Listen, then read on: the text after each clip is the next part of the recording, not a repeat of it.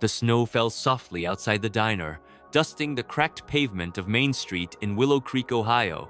Inside, tucked in the corner booth, Eleanor Grayson sat alone, her trembling hands wrapped around a chipped mug of coffee that had long gone cold. Her gray hair, once neatly pinned, now hung in wisps around her face, and her ice red from silent tears stared blankly at the Formica tabletop. She was 67, widowed for 3 years, and every evening she came here to this same booth to escape the suffocating quiet of her empty house. The diner's neon sign flickered outside, casting a pink glow across her face, but it couldn't touch the ache in her chest. She'd lost her husband Tom to cancer, and with him, the laughter, the shared cups of tea, the late-night talks on their porch swing. Now her days blurred into one long, lonely stretch, and the tears came as faithfully as the sunset. She dabbed her eyes with a crumpled napkin, hoping no one noticed. But someone did. Across the diner, wiping down the counter with a rag, was Daniel Carter, a single dad in his late 30s, his flannel shirt rolled up to his elbows.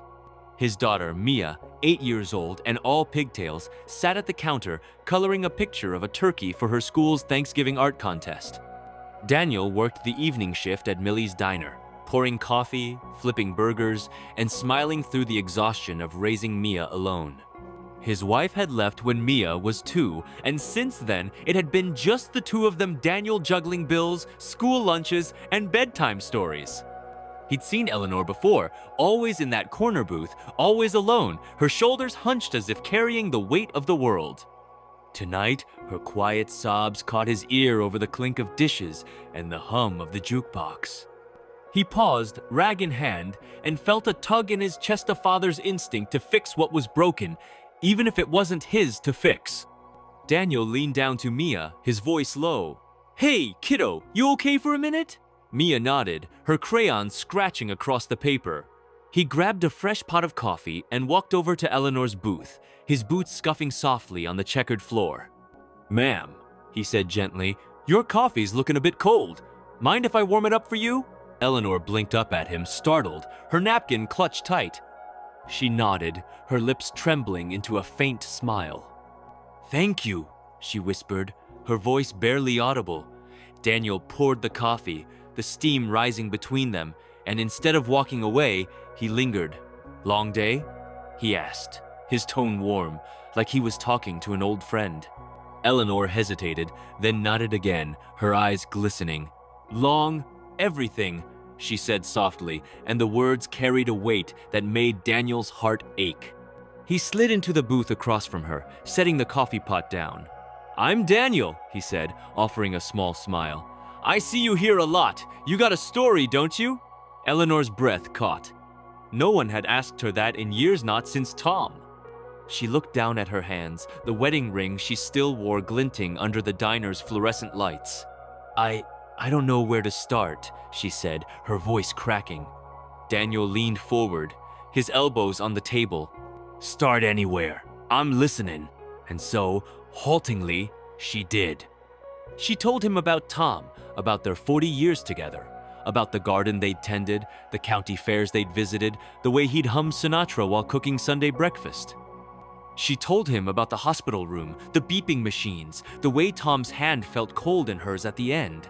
"I don't know how to live without him," she admitted, tears spilling over. "I come here because it's the only place I don't feel so alone." Daniel listened, his face soft with understanding. He thought of Mia, of the nights he'd stayed up worrying about her, wondering if he was enough. "I get it," he said quietly. "Raising my girl alone. Some days, it feels like I'm just holding on. But you know what keeps me going?" Her smile. "That's my light in the dark." He glanced over at Mia, who was now humming to herself, her turkey drawing nearly complete. Eleanor followed his gaze, and for the first time that evening, her lips curved into a real smile. "She's beautiful," she said. "You're a good dad." Daniel ducked his head, a flush creeping up his neck. "Trying my best," he said. Then, on impulse, he added, "Hey, you like pie? Millie's got a pecan pie tonight that's out of this world, on the house." Eleanor's eyes widened. "Oh, I couldn't," she began, but Daniel waved her off. You can, and you will, he said with a grin. He stood, heading back to the counter, and returned with a slice of pie, golden and warm, topped with a scoop of vanilla ice cream. Eat up, he said, sliding it in front of her. Life's too short for bad pie. Eleanor laughed a small, rusty sound, but it was the first laugh she'd let out in months. She took a bite, and the sweetness seemed to melt a little of the ice in her heart. Daniel sat with her a while longer, sharing stories about Mia's love for drawing, about the time she tried to cook pancakes and covered the kitchen in flour. Eleanor found herself laughing again, her shoulders relaxing, the diner's warmth wrapping around her like a blanket.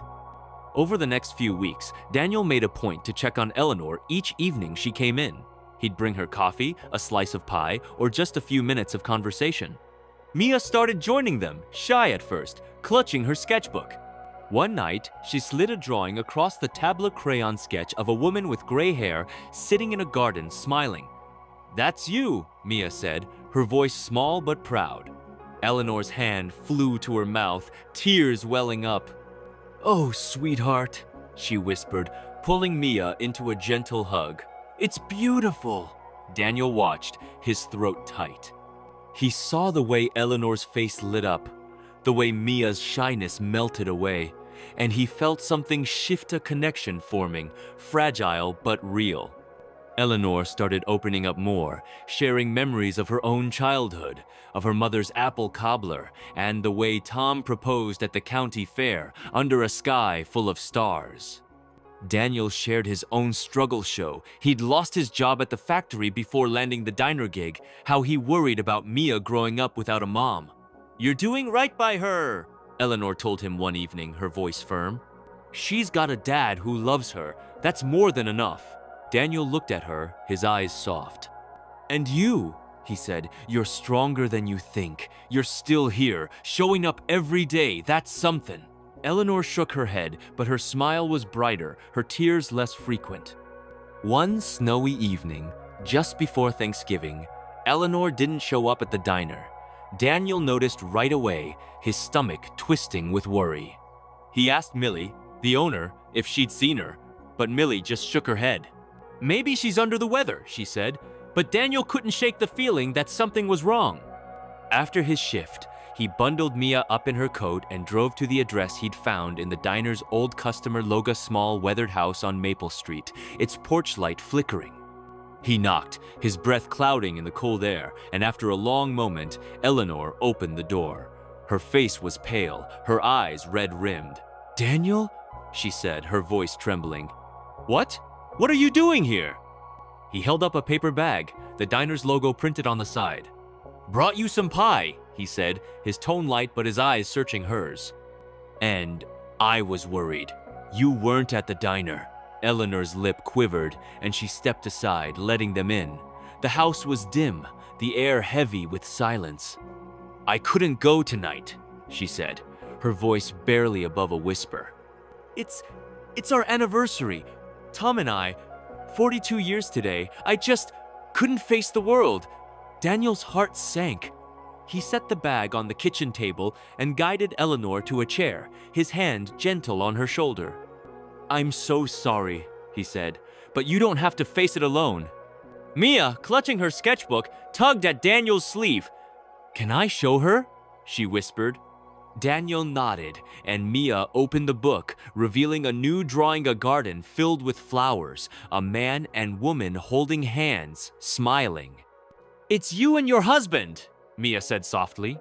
"In heaven! I bet he's happy there." Eleanor's breath hitched, and she pulled Mia into her arms, tears streaming down her face. "Oh, child," she whispered. "You're an angel." Daniel watched, his own eyes stinging. He realized then that this wasn't just about pie or coffee, it was about giving Eleanor a reason to keep going, just as she'd given him a sense of purpose beyond the daily grind. That night, Daniel and Mia stayed for an hour, sharing stories over slices of pecan pie. Eleanor told them about the first Thanksgiving she and Tom spent together, how they'd burned the turkey but laughed until they cried. Daniel shared how he and Mia made a tradition of watching the Macy's parade every year, even if it was just on their old TV. As they left, Eleanor grabbed Daniel's hand, her grip surprisingly strong. "You've given me something I thought I'd lost," she said, her voice steady for the first time in weeks. "Hope," Daniel smiled, his heart full. "You've given us something too," he said. "Family." The next evening, Eleanor walked into the diner, her step a little lighter. She wasn't alone this time. She carried a small tin of homemade cookies, her mother's recipe. She set it on the counter in front of Daniel and Mia, her eyes bright. "For you," she said. "A thank you for everything." Mia squealed, grabbing a cookie, and Daniel laughed, his chest warm. They sat together in the corner booth, sharing cookies and stories, the diner's neon glow wrapping them in a soft embrace. Eleanor wasn't crying anymore. She was smiling, her hand resting on Mia's, her heart slowly stitching itself back together. As the weeks turned into months, Eleanor became a fixture in Daniel and Mia's lives. She helped Mia with her art projects, taught Daniel how to make Tom's favorite meatloaf, and even joined them for Thanksgiving at the diner, where Millie set out a spread for the whole staff. The loneliness that had once consumed Eleanor began to fade, replaced by the warmth of connection, the kind that comes from small, quiet acts of kindness: a cup of coffee, a slice of pie, a child's drawing. She realized that while Tom was gone, she could still love, still laugh, still live.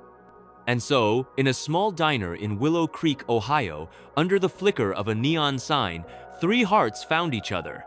A single dad, a little girl, and a woman who thought she'd lost everything discovered that kindness, simple, unassuming kindness, could light up even the darkest corners of the world. It wasn't about grand gestures or miracles. It was about showing up, listening, caring. It was about pie and coffee and a child's crayon drawing. It was about love. What's the kindest thing you've ever experienced? Maybe it was a stranger's smile, a helping hand, or a moment that changed everything. Share your story in the comments below. Let's spread the warmth together. Disclaimer: this story is a fictional or dramatized narrative created for emotional inspiration and entertainment. While it reflects real human emotions, all characters, names, and events are fictional or modified for storytelling purposes. Some parts may use AI-generated voiceovers or scripts. This content fully complies with YouTube's community guidelines and monetization policies. Our goal is to inspire, not to mislead.